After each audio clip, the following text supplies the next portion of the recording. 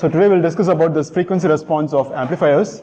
So as a first, we will look into the high frequency model of the MOSFETs, and then later we'll look into the poles of the system, how to identify the poles, and then once we get the base about the poles of the system, then we will look into the frequency response of only the common source amplifier. Okay, so we'll not discuss the other amplifiers in this particular course. So we'll just talk about only the CS amplifier frequency response. Okay, so now I guess everyone knows about this high frequency model of MOSFET, right? So anyhow, I have the picture, I'll just show that. So this is my high frequency model, wherein we not only have this controlled current sources as well as the resistance. What happens is we also have some kind of capacitances. Okay, so the capacitor that I have between the gate and the source terminal is nothing but CGS, and we also have one more capacitor between the gate and the drain, which is CGD. And if at all, if there is a body effect, then we will also have something known as source to body. Okay, so and again between this drain and the body, we also have a capacitor which is CDB. Okay, so we have 4 capacitive components when we take a single MOSFET. Okay, now in case if my VSB is equal to 0, then what happens to the capacitors that I have? There are a few capacitors that disappears. What are those capacitors when the VSB becomes equal to 0? Obviously, I'm going to short these 2 nodes between the source and the body. When I short it, then obviously there is no capacitance that is contributed by this CSB. Okay, so for this, what I have here is the CSB goes to 0. Okay, yeah. Now, what about so this left over with 3 other capacitors: CGS, CGD, and CDB. Okay. Now that is what has been plugged in the model where there is no body effect. Okay. Now, out of these 3 capacitors, in general, the CGS capacitor is a bit larger than the value of both CGD as well as CDB. Okay. But now, having a small value of this capacitance, can we do some kind of assumptions and then can we eliminate some more capacitance from here? What I said is the value of the CGS is bit greater than the value of CGD as well as CDB. Okay. Now, since the value of CGD and CDB are small, can we neglect them when I talk about the frequency response? What happens when these capacitors are considered at low frequencies? And why these capacitors are not coming into picture when I talk about a low frequency model? Yeah, the impedance posed by any capacitor is given by 1 by SC, right? Yeah. So what happens is, like when I'm working with the low frequency, basically the S term, which is nothing but the j omega term, in general it would be quite smaller, and due to which the impedance posed by this entire capacitor will also be closer to the value of infinity. Okay, and that's the reason why we didn't include these capacitors when we spoke about the low frequency models. But as of now, when I go for the high frequencies, I'm working at a frequency that is much greater. Okay, now if that is the case, then this assumption that we have made before for the low frequency is not valid when I talk about the high frequency response, right? So, but again, can we neglect the capacitance of CGD as well as CDB in comparison with our CGS? Because as I said, the CGS is quite larger, and due to which the impedance is no more valid as a kind of infinity. Okay, so this is not the case when I work with the CGS. But can we neglect the CGD and CDB? Of course, let us assume that the impedance posed by this CGS is labeled as Z1, and the impedance posed by the CGD is Z2, and the impedance posed by the CDB is Z3. Okay. Now, when I compare the Z1 with respect to Z2 as well as Z3, will Z1 will be smaller or larger than compared to Z2 and Z3? Okay, so this value would be smaller, and when I have a small impedance, obviously the current starts flowing through them, right? So in that case, according to our discussion, we can actually neglect the impedance posed by these 2 capacitors, but I won't do that for a particular reason. Okay, so we will talk about the reason why we are not going to neglect the CGD, especially the CGD capacitor, when we discuss about the CS amplifier frequency response. Okay, so what I do is I will neglect this capacitor which is contributed by the drain and the body. Okay, So I will neglect this capacitor, but I won't neglect this CGD capacitor, even though the value of CGD is smaller than the value of CGS. Okay, there is a particular reason why we are not doing it, and that will be explained once we discuss a few more things. Okay, so now the entire high frequency model would right now become something like this. So this is the model that I'm going to work. Okay, and I'm going to call this model as a high frequency model.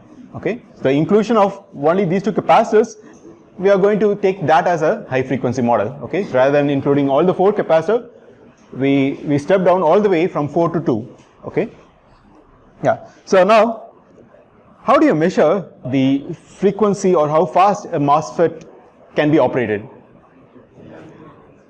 GM? There is a particular parameter that actually helps us to denote. If you take any particular technology like 180 nanometer, the maximum frequency at which the MOSFET that has been taken from the 180 nanometer can be measured with some parameter. Okay, so there is a particular parameter that we use.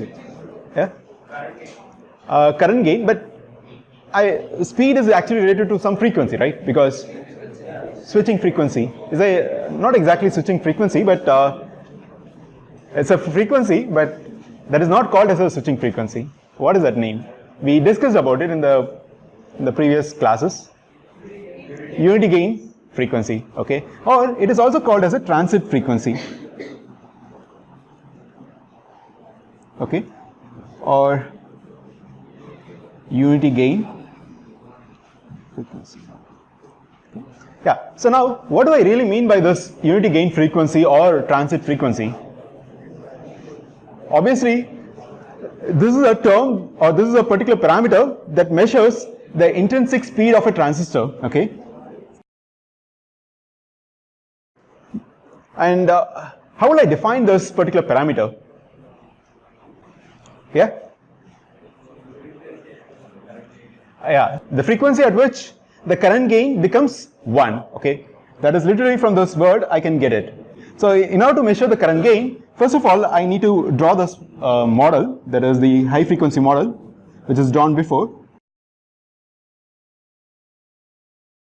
Now, in order to evaluate the current gain,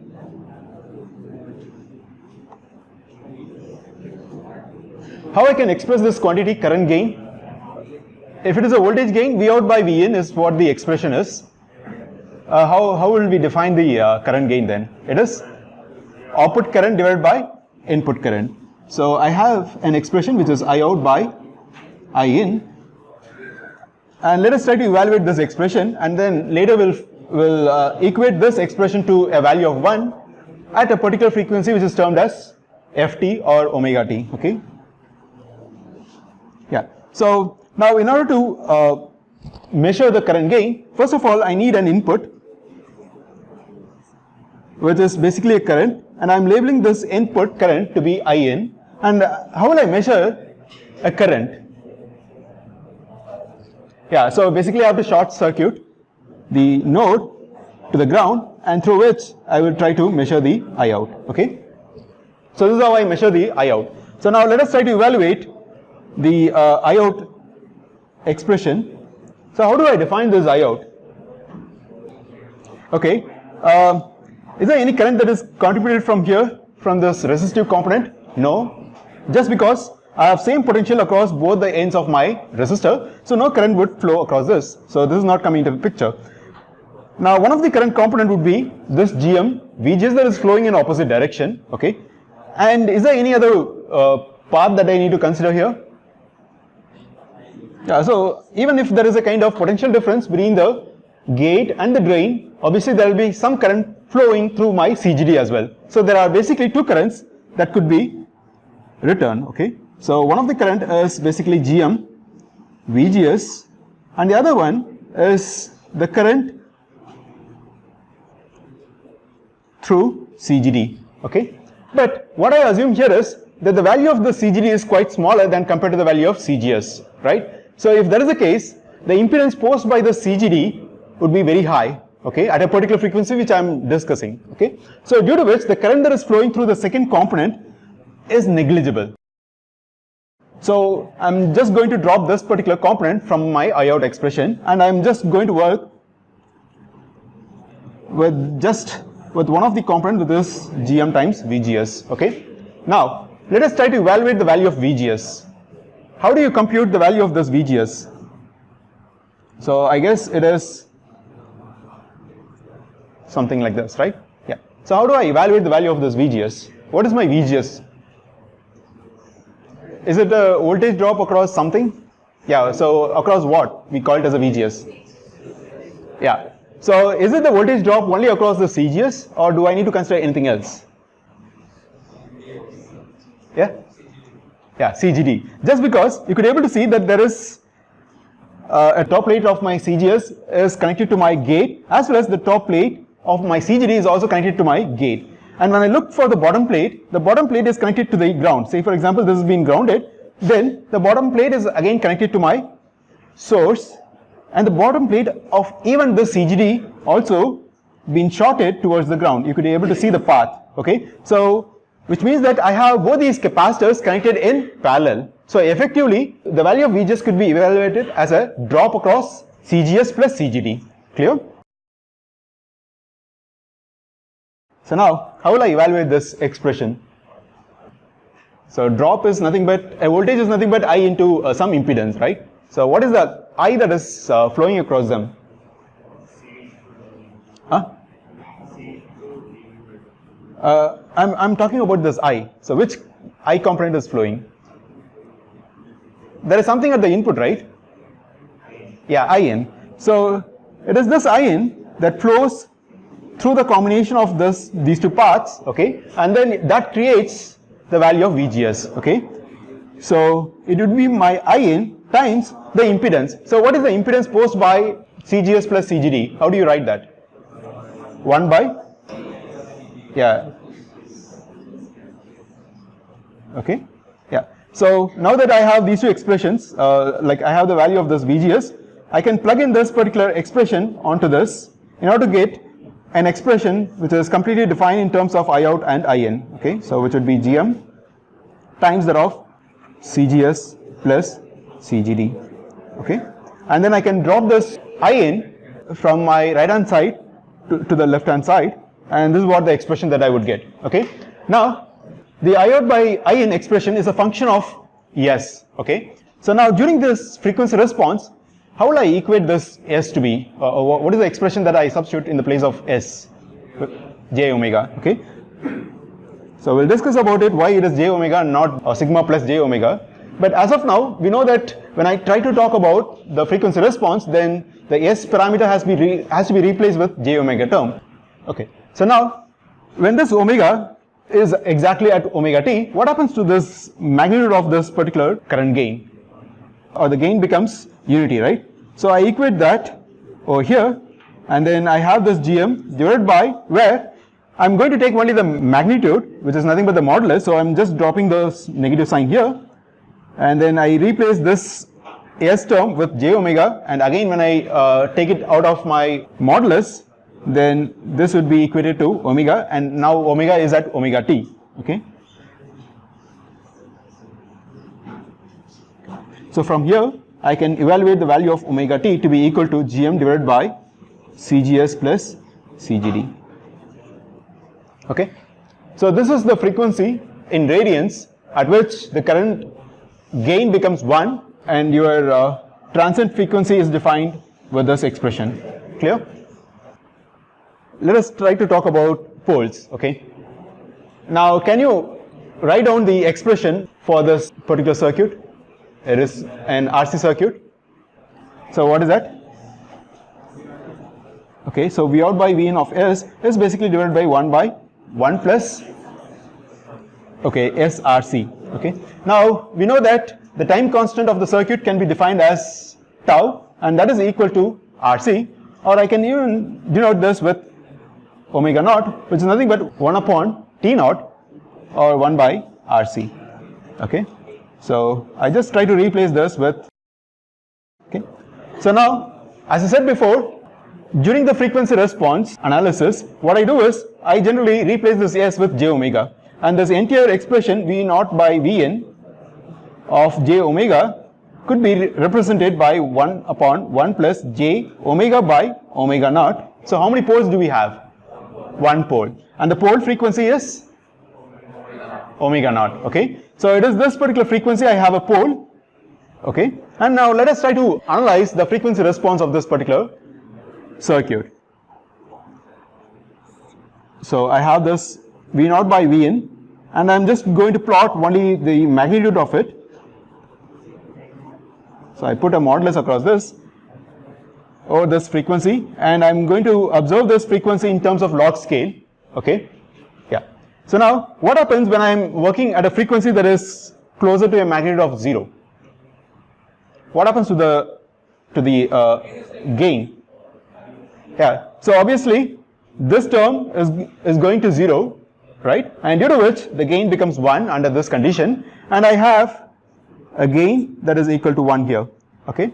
Now as I said before, we know that this omega naught represents my pole frequency, so I just mark that position somewhere here. This is my omega naught value, and that is the pole frequency I have. Now what happens to the response when I try to work at a frequency that is equal to omega naught? What happens to this magnitude term that I have here? Yeah, 1 by?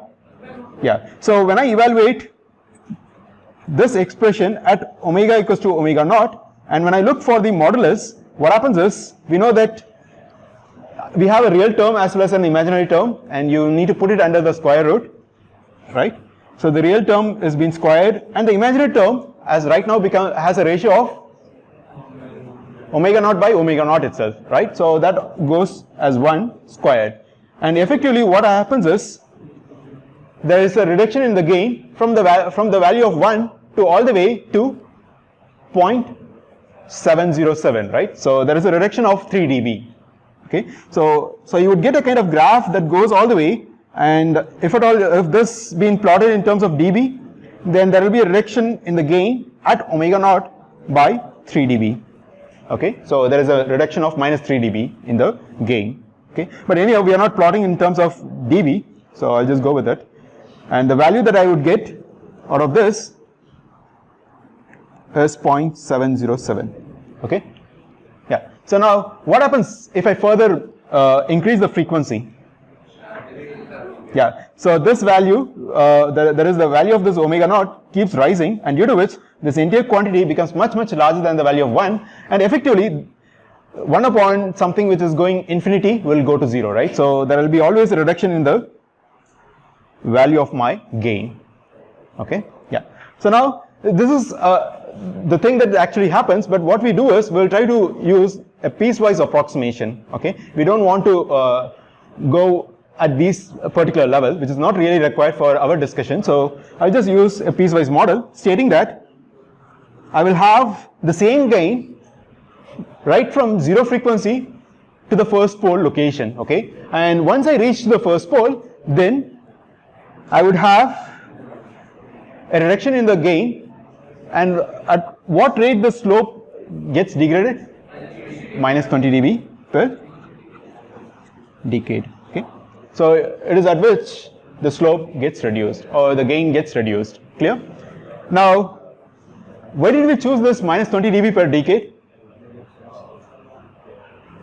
When you really see at higher frequencies, normally whatever the real plot that we are getting also falls at the same rate. Okay, and that's the reason why we approximate that rate at which this is falling to be the same even at these portions as well. Clear? So that's the only thing.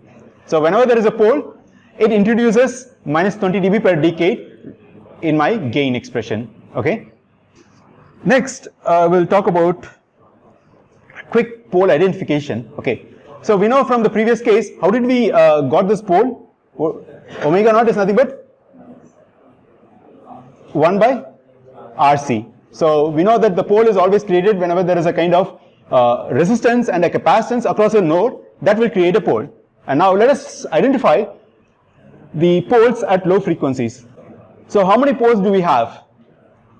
Can I look across this node? Where exactly? Okay.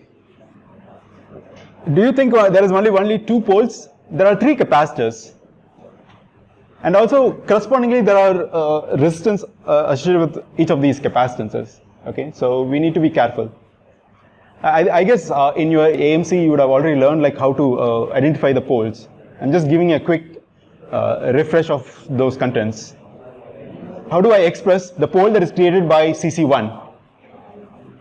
What is the general rule? Say for example, I have a capacitor, and to the left of my capacitor I have a resistance RL, and to the right of my capacitor I have a resistance RR, let us assume. How do you evaluate the pole created by this capacitor as well as these resistances? How do we express them? So the total R that I wanted is nothing but RL plus RR. It's a very simple rule. Okay. So the total R has been evaluated. The moment I evaluate the total R, I also have the value of C. Then the pole is defined as just 1 by RC.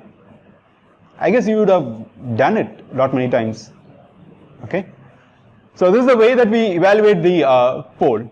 Okay. So now with this as our procedure, let us assume that the pole that is created by the CC1 is defined as omega 1. Okay. Due to the capacitor CC1, I want to define a pole frequency for it. So what is the pole frequency that is created by this capacitor CC1 or coupling capacitor? Yeah, so what is the value of R? Okay, so it is nothing but R signal plus RG, and what is the capacitance that is left over? It is nothing but the CC1 itself, right? Yeah. So that is the pole that is created by the capacitor CC1. How do I identify the pole that is created by CC2?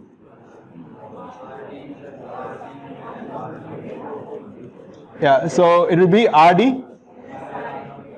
Okay, so say for example I have lambda that is not equal to 0.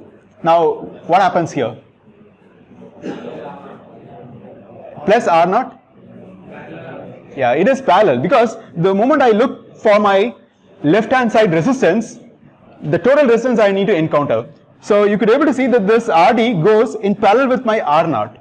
Okay, so effectively what I have is RD in parallel with R naught as the total left side resistance plus the right hand side resistance. What is the right hand side resistance that I have? RL. Okay, so once I got the value of R, then you just substitute the value of the capacitor. That gives you the pole that is created due to my capacitor CC2. Okay. Now I have the third capacitor, which is CS, and let me label that pole that is created due to CS is omega 3. What is its pole? 1 by?